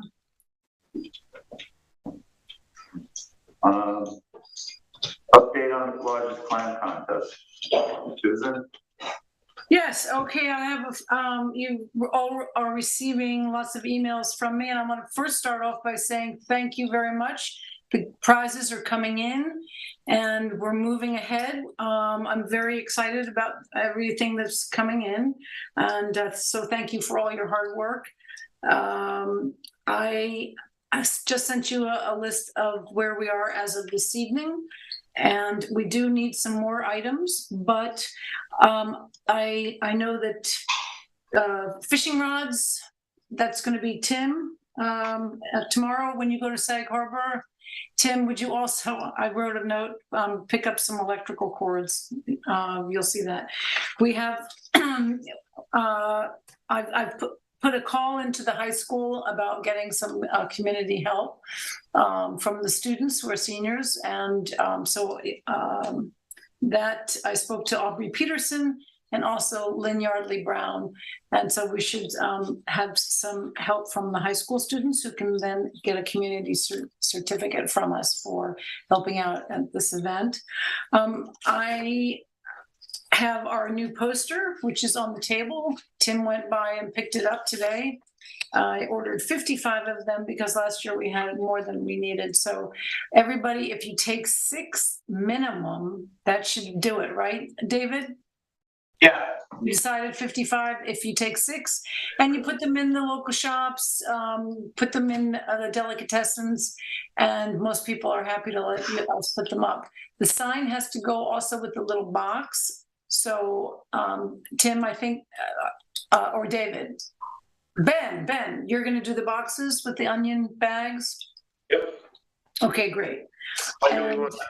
And all of that, I ordered all of that, so it's in our lovely conference room, which looks like we're moving.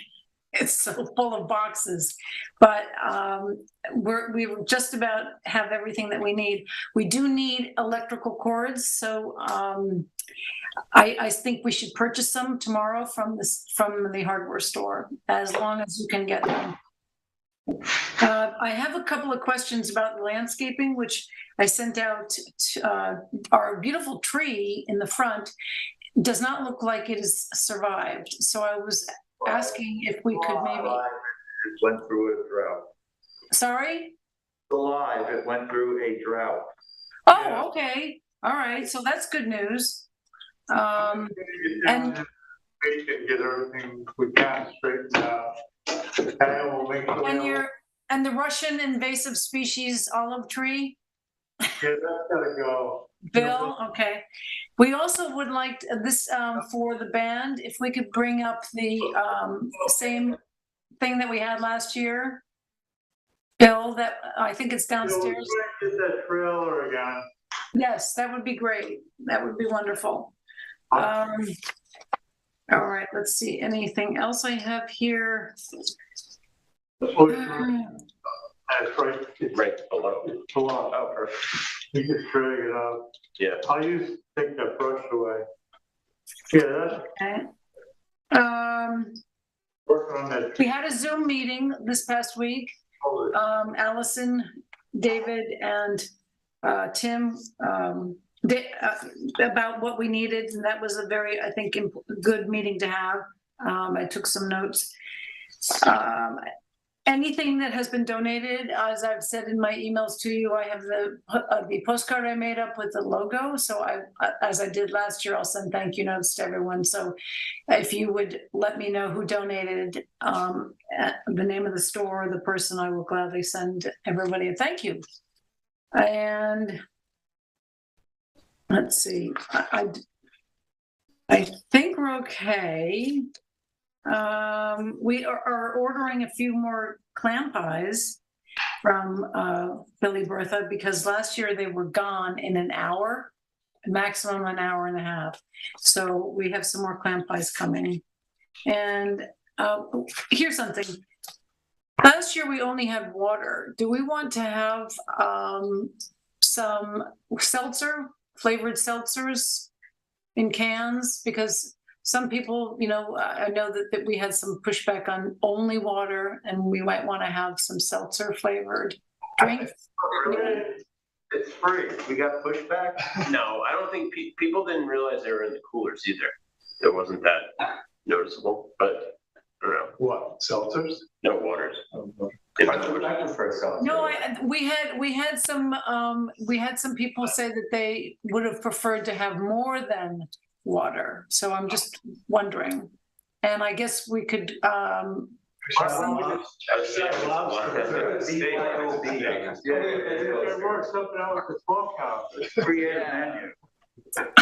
not much more expensive than water. Yeah, we could get seltzers. We could make it a little nicer.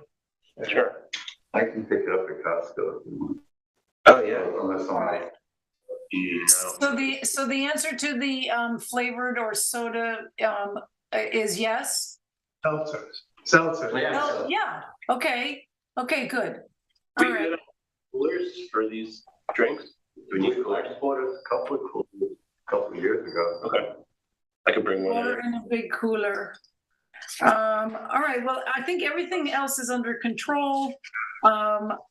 I have, I've got notes everywhere, but thank you. And I'm gonna ask that we see if we can get as many of you to help out setting up on the actual event early in the morning.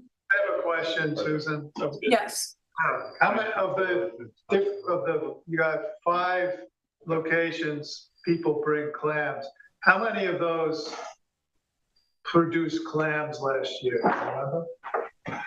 How many produced clams? How many locations that the clams were dropped off at had clams From last year? last year? I think the seafood shop, none. The bulk of them came from Amagansett and Stewart's.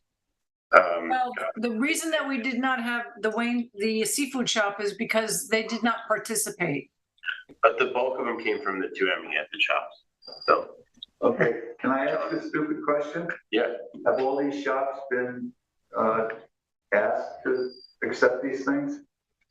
Has anybody been in touch with them? I stopped into the seafood shop. They were fine with it. And Montauk Seafood, I talked to them. They were fine with it. Okay, well, Stewart's the new management, right? Yeah. Which is new management. That's true. If the seafood shop wasn't interested last year, why are they listed this year? It was just it's a long story from last year. Okay. This year. The owner was away and only the manager was there. So there was, he was not familiar. Contacted ASAP. Yeah, that's a good point. I'm gonna have some more be putting up posts anyhow. Little conversation. I'm just, I guess, assumed Amagansett and Stewart's. I'll stop on that. They were really great last year, Mhm. but we should, Who was that? Both of them? the new owner. The new, oh, okay. That's good. Yeah, it was good. He donated a clam pie too. No, but we bought the clams from I them. know, so. And at one point, they opened a bunch of them. Well, he was gonna open all of them. Right. It was a little miscommunication there. We have an openers? Yeah, we have the. Bennett shellfish, And how many clams did we decide on? 1,000. 1,000? That's usually what we get, I think, isn't it? We What ran out. happened last year, we ordered and we had to send, Ben went out and bought more because we ran out of them. But we So wanted- this will give us, I think the count is 5 or 4 or 5 per person. How many were there last year? What do we do, 750? 600? And we ran out fast. And then we went and got the Well, other. there were 400 ordered first, and then we went back for 200 more. Oh, okay. 1,000 this time? Let's go over 1,000? Oh, I think they'll go. They'll go. They just go, I know they'll go. I'm good for 50.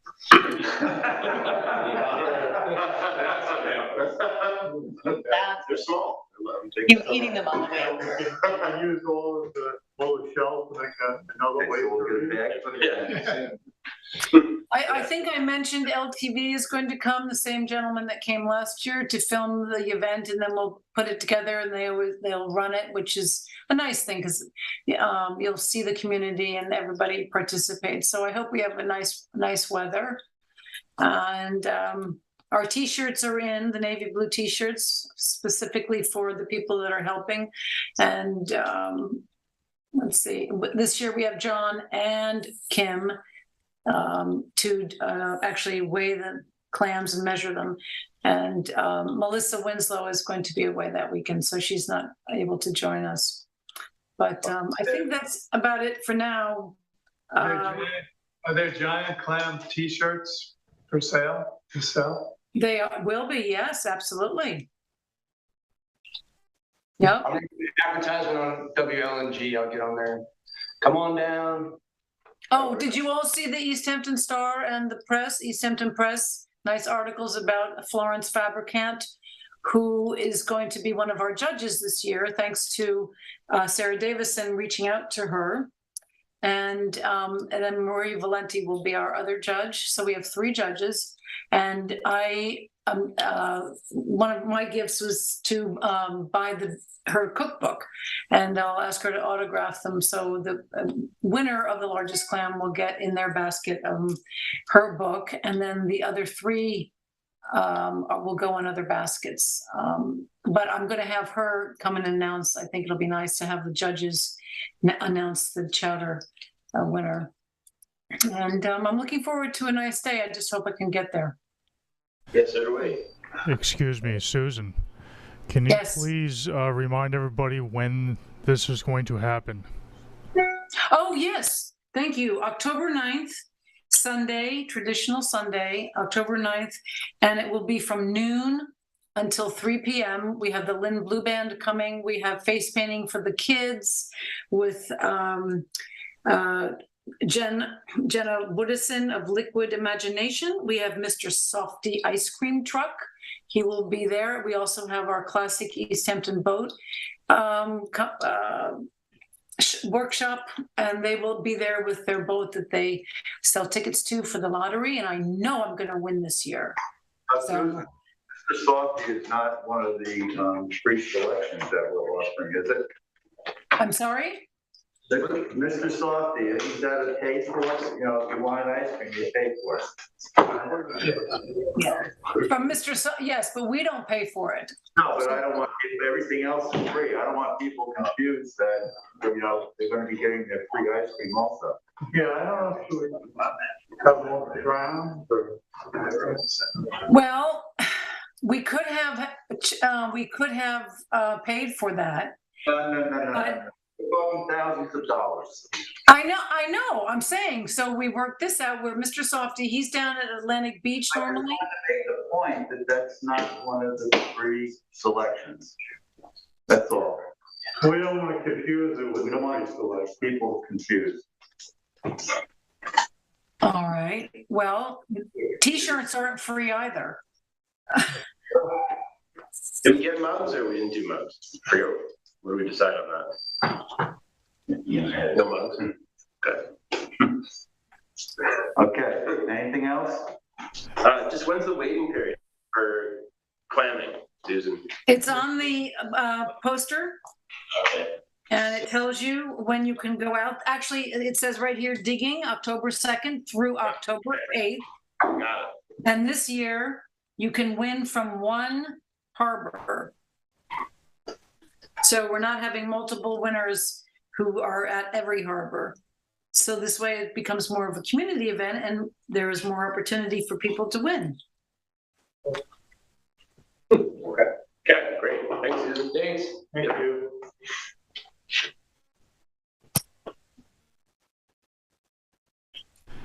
And really quickly, Susan, where will this be held? Oh, it will be held at our trustee office on Bluff Road and the corner of Atlantic Avenue. Thank you. Thank you for reminding me. All right. Thank you, Susan. You're welcome. And thanks to Allison, Ben, and David for, good committee. Move on to administrative. Let me back up a little bit. I think it was the last meeting, possibly the meeting before, I asked about the annual audit and that anybody had looked through it, and we said that we would be prepared to vote on accepting that this meeting. Did anybody have a chance to review the audit? Audit, like were we audited? Every year we get audited independently. Okay.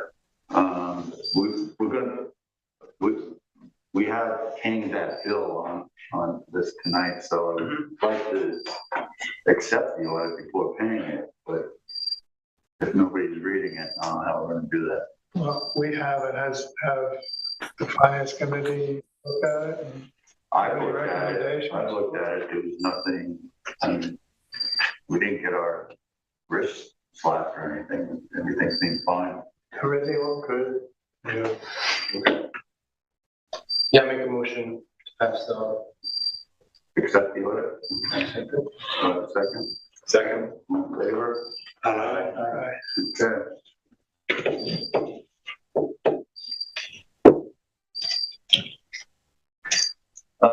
Payment of the bills, we have East Hampton Marina, $1,896.76. Balance is. So I guess that's a balance owed for gas and services. That's correct. Montauk Anglers Club, $1,549.50 for 100 hours service on 8/17/22, and $929.50 for 100 hours service on 9/13/22. Norwalk Smith, this is the audit, $8,000. And intact insurance, $10,371 for pump out boat insurance. I'll make a motion, we pay the bills. I'll second it. All in favor? Aye. Anyone opposed? All right. Anybody have anything else you want to discuss? No? So how about a motion to adjourn? Motion to close. Second. All in favor? Aye. Is that David? David, you're the second? For everybody. You don't want to go home.